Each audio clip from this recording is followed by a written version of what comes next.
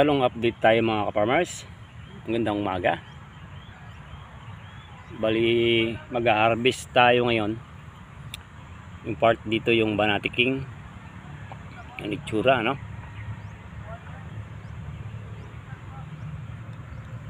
Madami na naman yung bunga, malalaki. Every 4 days yung harvest natin dito sa talong. Ayan, Banati King to. Nakasum pala. Lalong laso.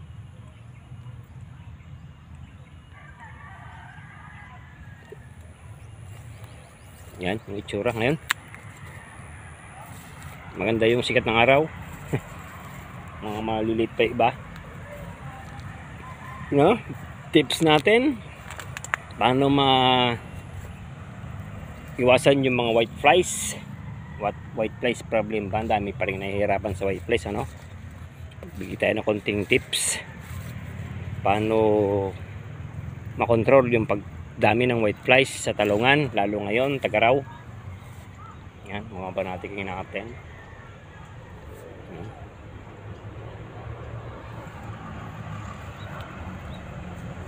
Halo to. May nakahalong calyx to. May maganda yung mga buwan ng talong. Yan, kung makikita nyo, maganda yung mga bunga ng talong.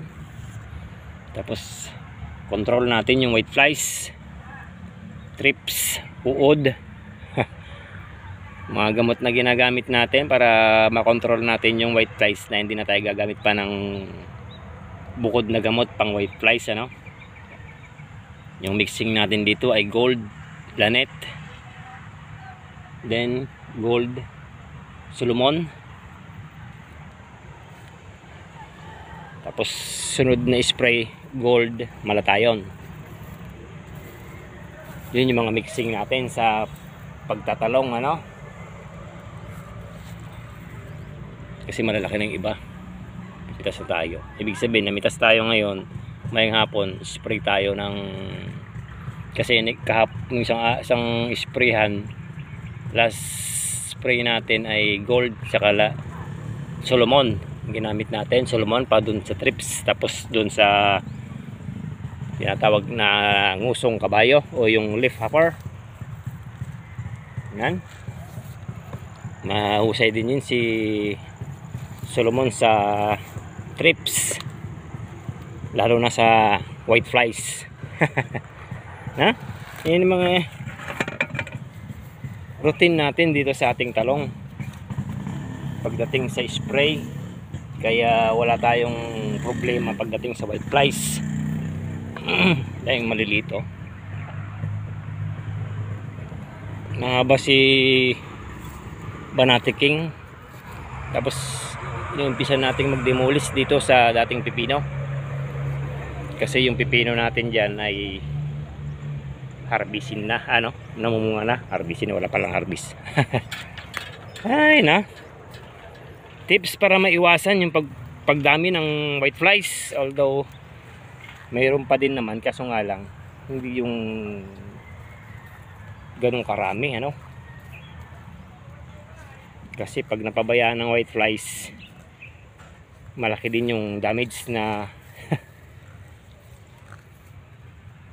idudulot sa ating talong. Yan, fruiting stage na talaga ngayong panahon na to.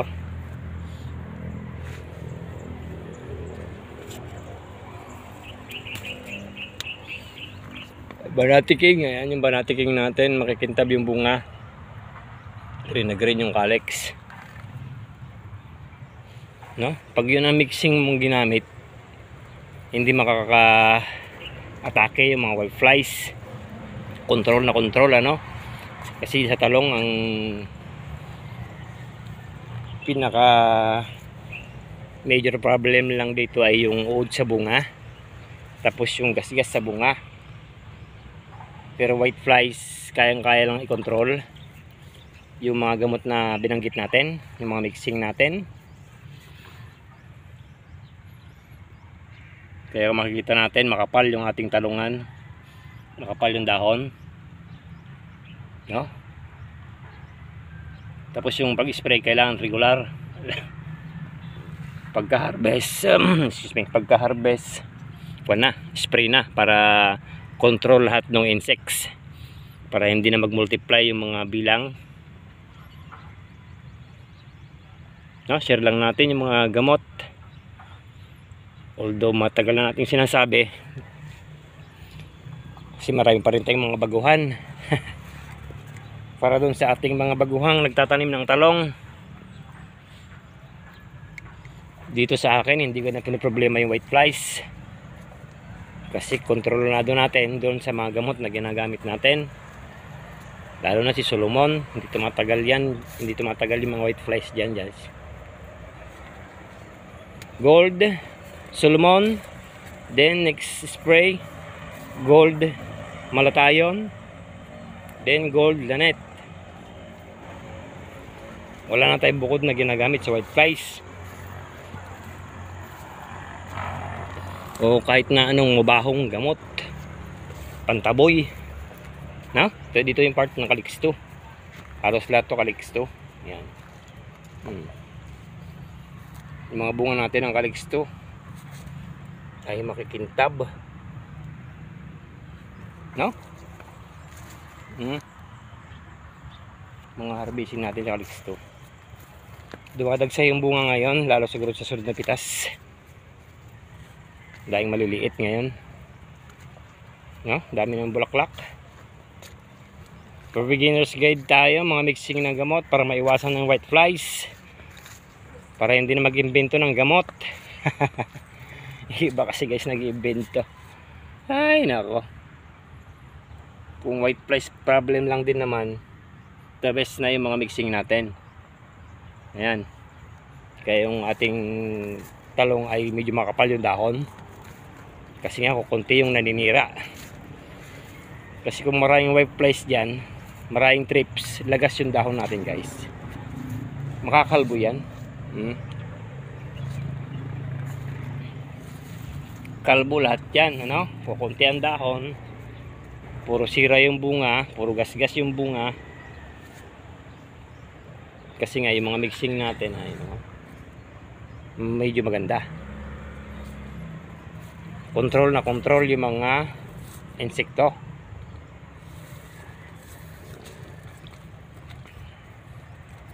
Ang pinakababantayan lang dito yung borer, uod sa bunga, tapos yung trips. Yun lang talaga yung major problem, yung white flies, yung aphids, yung mites. Dali na lahat yan, hindi na natin ito problema yan.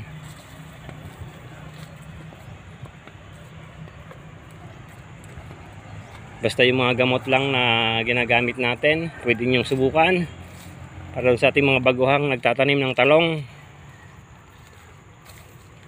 Tanda na to guys. Tag-ulan pa to, ni-repair lang natin. Ito yung mga replacement natin, yung maliliit na to. Tapos yung banati king doon, tapos itong matatangkad na ito, ayan, ay nung baha pa, ng tagulan. Kaya ayan itsura. Kung makikita nyo yung mga previous nating video, ay pinarecover lang natin to. Talagang naglalagas yung dahon nito noon, kasi nga kulang sa spray, kulang sa abono. Pero magmula nung pinarecover natin, gumanda na yung mga dahon, gumanda na rin yung pagbubunga niya. Actually dito nang gagaling yung ginagamit nating pang finance doon sa pipino. Financer ko si talong. Ayan tayong bunga yun, maliliit pa lang.